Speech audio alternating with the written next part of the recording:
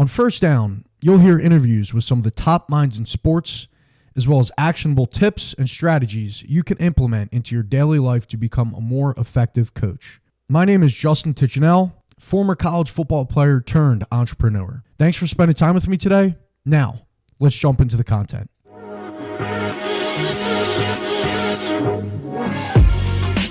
Today I'm here with Coach Steve Costello. Thanks for coming on, Coach. Thanks for having me. So Coach Costello is a former college coach at UMass. He also played his college ball there. So to get things started, can you just share with the audience a little bit about your background and how your career ultimately played out? So I'm originally from Kingston, New York, small city, upstate New York, south of Albany, the state capital. Not really too much going on, probably about 20,000 people, just that small town, small city vibe.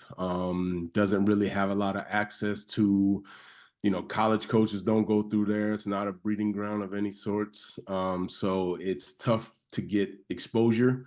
I went to high school, Kingston High School, had a pretty good career, but again, I come out of there.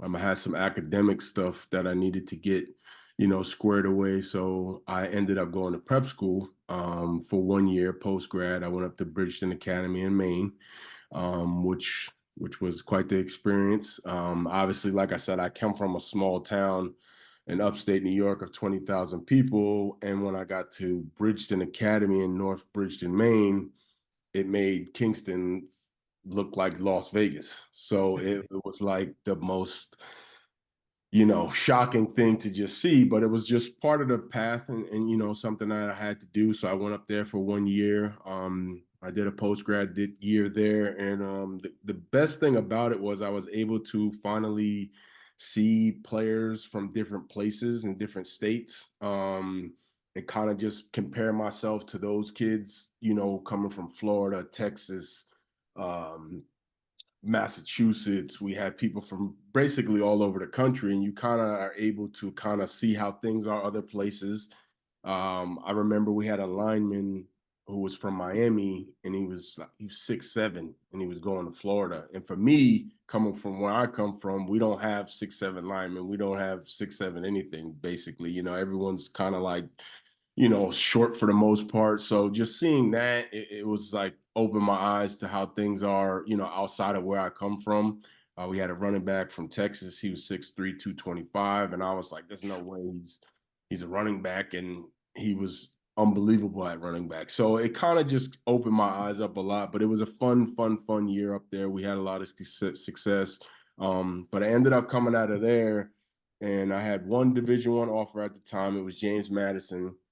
They had pulled it from me, though, because I still hadn't got my SAT score. So I leave prep school, and I have nothing. I had just one SAT left. I believe it was in June. I believe it was in June. It was the last one you could take before I would have to go JUCO, which was not what I wanted to do because I just came from high school. I went to prep school. Now to go to prep school to JUCO, it was like the worst possible scenario. So I took the last test. I passed, which was obviously a blessing. And now we're like late July, almost August. So now, as you know, it's like, well, You're like a month till where am I going? Who has a scholarship still? Like, people are about to start camp and this, that, and the third. So it was kind of like soon as I got the score, I went up to Northeastern. I had an offer from Northeastern. Coach Don Brown was there at the time. So I drove up to Boston, met with him, saw a little bit of the campus, and then I had another offer from UMass. So for me growing up, I always knew about UMass from Marcus Camby and basketball. And so I was like already leaning towards, I'm going to UMass because I knew UMass. I didn't know Northeastern. Like I didn't even know it existed. So I ended up choosing UMass. It wasn't like I had a hat ceremony or nothing like that. It was just like, boom, I'm going here. I got to camp. I was like 3 days late. I got there, and I remember the equipment guy, he gave me like number 84. I was playing corner. He gave me like these horrible cleats. I was late. I was like, man, this is just, they're going to think I'm not good. Like I was just worrying about, all of these things. And I ended up getting there, and like I said, I was 3 days late, but I kind of, quickly got caught up to speed on stuff like that. And then I played a little bit early special teams because I was a little bit older than the other kids from high school because I had the prep year. Kind of had a little bit of a lead on them, but ultimately I became a starter midway through my sophomore year. Um, my junior year, I had 6 picks. I ended up being like preseason All-American going into that next year and finished my career with 12th all time in interceptions. Had a great career, dealt with some injuries and some stuff like that. But ultimately it was a great experience. I had a lot of fun, met a lot of great people, a lot of good memories up there. So yeah, that wrapped up my college career. Tried to pursue the next level.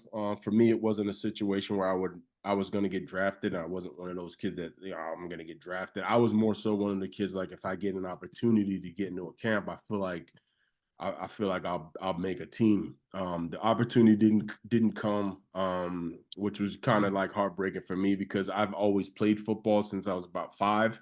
So that was like my first time, looking at things and being like, wait, I don't have a season like next year. I don't have camp. I'm not on a team, Yeah. So I tried to like chase like the CFL route. I was going like to these open workouts. I was flying down to Florida. I was doing everything I could to kind of try to stay in it. But it's like once you're out of it, and you don't get that opportunity, it's like arena. I wasn't playing arena ball. Like I was like, I'm not doing that. Like it's just not real football to me. No disrespect to people who play arena football, but to me, that wasn't football. Um, so yeah, then I was done and I was out, and then just regular. I had a son, my senior going into my senior year, 2005. He was born, so I had my son. So I'm like, all right, you know what? I'm home. Tried, kind of just didn't work out or whatever, and then the years start to go by, and I get up to 2012. My daughter is about to be born, and I'm like, wait a minute, I'm working at Best Buy and like the YMCA at the time, so I'm like about to have a second kid. I'm like, all right, this isn't really sustainable. I'm like, it was hard to begin with just the one kid. So I'm like, I got to go back to school and finish. I had the semester left. So I'm like, I got to go back to school and finish up my degree. Um, I had one semester left. It just so happened that Coach Mark Whipple, happened to be getting rehired back at UMass in 2014 when I'm going back to finally make the decision to finish my semester. So I get wind of that and I'm like, I knew I wanted to get into football, but football's not like you don't fill out an application. You got to know somebody. You got to, things just have to align. Yeah. So I found out that he had got rehired. I drove up to the press conference. I hadn't seen Coach Whip since 2003 because he had left 2003. He went to the Steelers, won a Super Bowl. Ben Roethlisberger's QB coach. He went to Miami. He was moving around. He was the NFL. He was in Cleveland Browns. He was bouncing around doing some great things. So I drove up to the press conference and I'm sitting in the back of the room. He's, doing his talk, and I'm like, I'm not even gonna be able to get to him because it's like he's back at his breeding ground, like he won the national championship in '98. He's like a legend up there. He is a legend up there. So it's like I knew once he got done with his speech, everyone was kind of like gonna swarm him. So I'm like, I'm probably not even gonna be able to speak to him right now. And it was funny because he got done with his talk and somehow like got aligned, and he looked at me, I looked at him, and now I'm like, is he gonna recognize me? Like I haven't seen him, and he came right up to me. He was like, Steve, how you doing? Da, da, da, da. And I was just like, wow. I told him, I'm like, real quick, coach, I know you got a lot going on. I'm back to finish up my semester, my last semester. I want to get into coaching. He said, come down to the office on Monday. We'll talk and whatever. I went down on Monday. I told him what my schedule was for my last semester.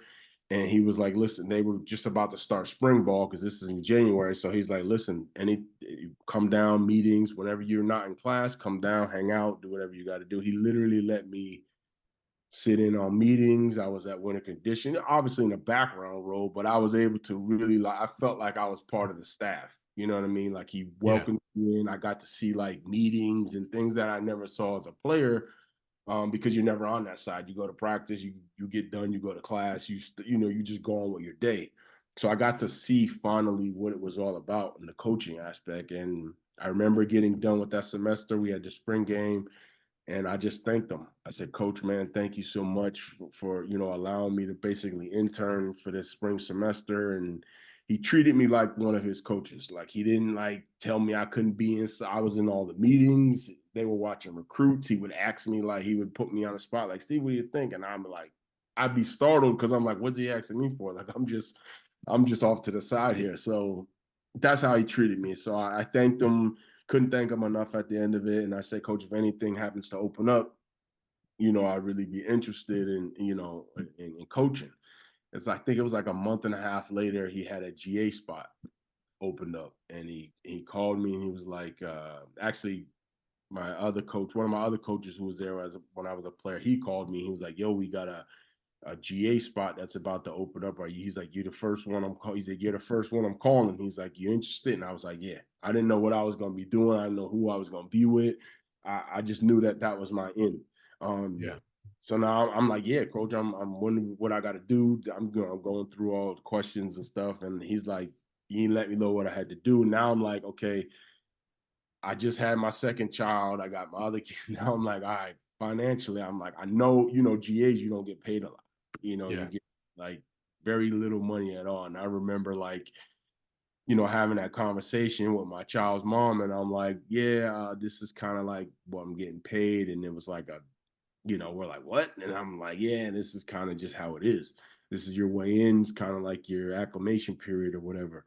And we did it. I did it. I went up. They stayed in New York. I went up and GA'd, and I remember I was struggling. I remember like sleeping in the facility. Like I was like trying to like figure things out. Like I didn't have a hotel one night or move around here. So it was an absolute grind.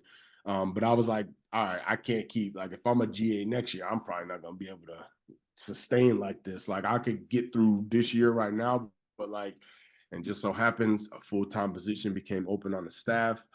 And coach was like, he promoted me up to coach tight ends. So I'm like, of course I want the job because it's full-time. Now you're officially in as a coach, right? So I'm coaching the tight ends, and I'm like, I play DB. So I'm like, I don't really know too much about tight ends. Like obviously I know where they line up and what they do, but like I played on the defensive side of the ball. So now I was just, in a whole new world from a football aspect, learning, the offense. But it was unbelievable because you got Coach Mark Whipple, who's an absolute genius offensive mind, and you're in meetings with him and you're learning from him, and he's drawing up stuff and he's, talking about the defense. And then I was also able to add my input being from the other side of the ball as well.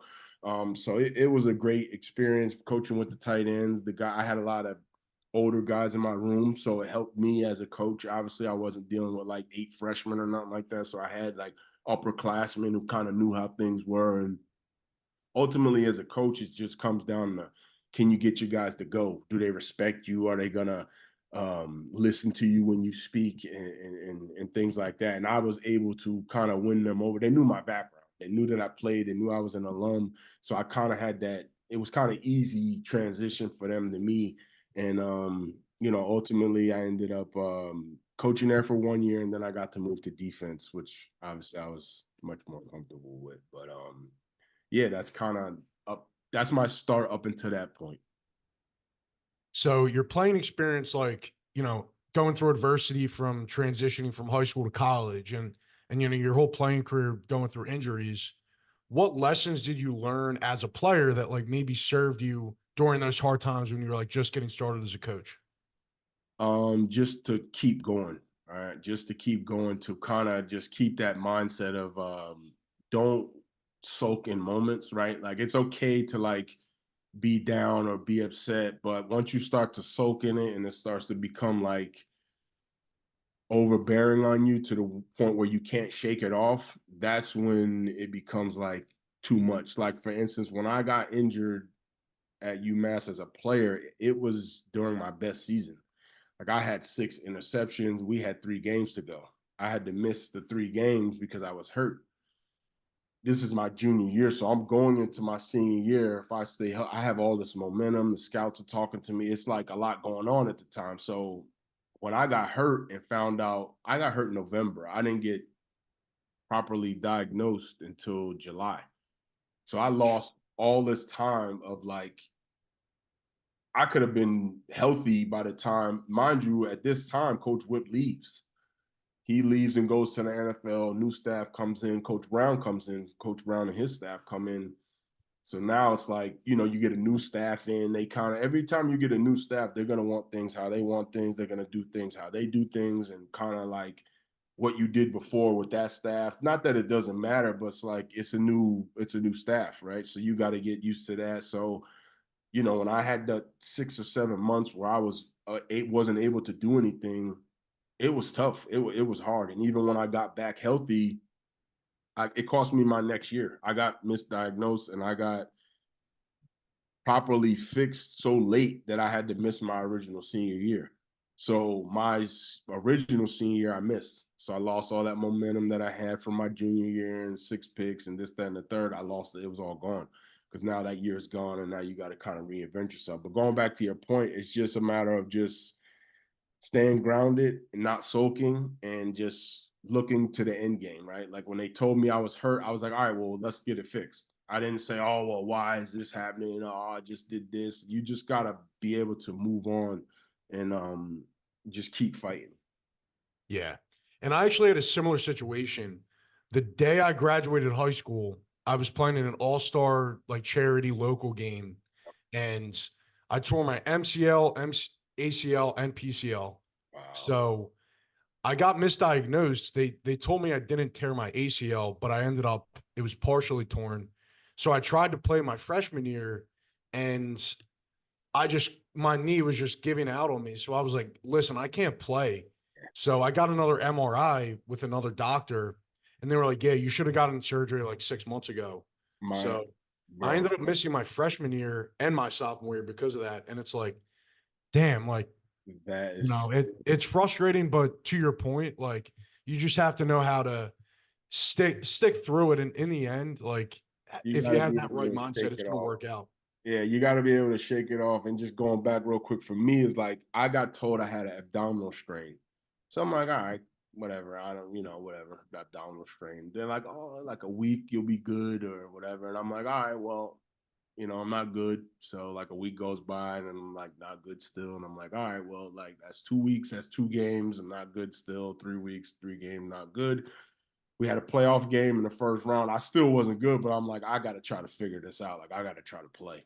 Couldn't play. It was just terrible. And I ended up I had to go to a specialist in Philadelphia who I believe worked with the Philadelphia Eagles. Oh yeah, that's by me. Oh, yeah, yeah, yeah. Yeah, Henneman Hospital, is it? Henneman? I think it was Henneman Hospital or something like that. I'm not sure. Big time hospital or whatever. The guy worked for the Eagles specialist or whatever. Told him what was wrong. And I ended up having 2 tears in my abdominal wall. And the guy was like, you shouldn't have been doing anything.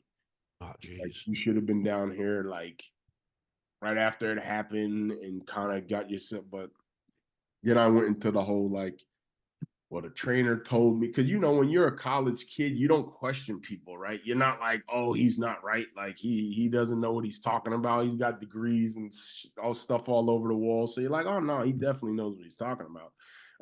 But yeah, that was my like, little spiel there with the injury. But again, ultimately, like you said, you have to be able to just find a way. I knew what my goal was, so I wasn't like, I was like, whatever, just patch me up and we'll just get back to work. And that's kind Yeah, of how you got to be as a coach when things aren't going right. You kind of got to just move on and keep fighting.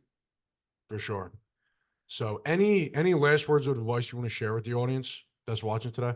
I would say for coaches that obviously people thinking about coaching understand that and it's not all glitz and glam. You might watch the games on Saturday and people are jumping around. There's a lot of work that goes into that profession. Hats off to all the coaches that coach on every level, even high school level. Like I was in high school, you still got to prepare and things like that. So just understand what you're getting yourself into. It's a lot of work. Make sure that it works for your family. You might have a wife or a girlfriend who she has to understand that you're married to that game as well, right? So you're going to take a lot of time away from the family and stuff like that. So just understand what you're getting yourself into when you're going into it. Going for the right reasons. Don't look at it as like, oh, I'm gonna go here and then I'm gonna bounce over here, because it's never gonna work out like that. Make sure your intentions are pure, and most importantly, when you're dealing with the kids and the players, treat the kids right. Treat the kids right. Do it the right way. That's the most important thing. That was one of my biggest things, was making sure that the kids were good, even if it cost you some flack or whatever the case may be from other coaches, whatever. Just do right by the kids, do right by the parents, in the recruiting process. Shoot it straight. Don't try to make it seem like something. Don't be an illusion. Be who you are consistently. If people don't like it, that's fine. As long as you're doing things the right way and you're being respectful, everything else will work itself out. And like anything else, just work hard. Work hard. Don't try to cut corners and do things that you think are going to get you somewhere faster. And ultimately, it might work in the moment, but it might come back to you at some point in the end. So that will be my biggest thing. Yes, sir. Well, thank you very much for sharing today, Coach. It was great Thank you talking for with having you. me. You And too, man. yeah, best of luck. Thank you. All right. Thanks, man. Talk to you.